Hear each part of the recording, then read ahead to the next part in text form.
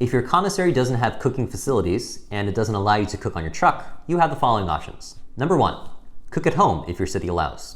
In New York City, you're allowed to prepare and cook all the food for your truck at home as long as you don't sell it directly from your home. This is probably the best option when you're first starting out because you won't need a huge amount of kitchen equipment and you don't want to have to pay extra to rent a commercial kitchen anyway. We went for about a year cooking parts of our menu at home and then moved into a commercial kitchen. Number 2, find a commercial kitchen. Once you start hitting some high sales numbers, your tiny 4-burner stove at home isn't going to cut it anymore. Your fridge will run out of space, your spare bedroom will run out of space, your sink won't be big enough to fit all these pots and pans. How could you do something so heinous? Last night, you left your dirty dishes in the sink. It's disgusting. So I did half, and I left the other half for you.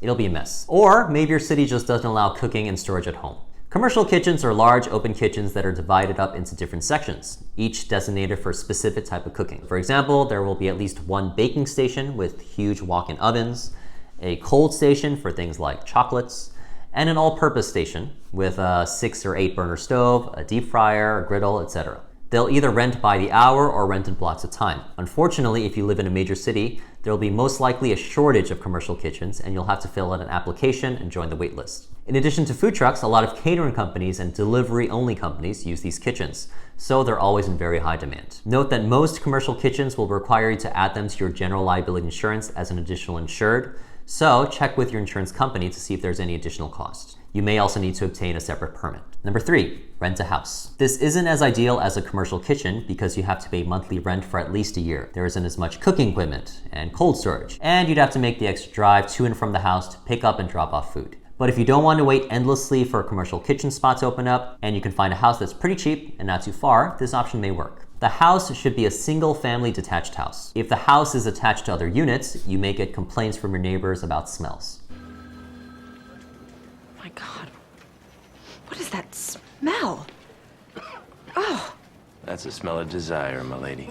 God, no, it smells like a used diaper filled with Indian food. A word of warning. If you decide to rent a house for commercial cooking, make sure the landlord is okay with this and puts it in the lease. If it's not in writing and the landlord is an asshole, he can evict you and keep the security deposit. Number 4, rent space in a restaurant. If there's a restaurant that you know operates only during part of the day, see if they'd be willing to earn some money on the side by renting you the kitchen for the other part of the day. But don't get your hopes up. Most owners don't want strangers touching their stuff, or potentially damaging their equipment or leaving a mess afterwards. Plus, it would be illegal because they would basically be subletting their space, and most commercial rental agreements don't allow subletting. But if the place is struggling, the owner might be willing to listen. A word of warning. If you do manage to find a restaurant willing to rent its kitchen, beware that the owner may try to poach your staff and possibly steal your recipes. Number 5, find a place of worship with the kitchen. Contact some local churches, mosques, and temples and see if they have a kitchen they would be willing to rent out during the week. These places often use their kitchens only during the weekend. Again, most of these places will probably say no for all the reasons I stated in the previous option. Plus, it also won't look so good if a place of worship exchanges their facilities for money.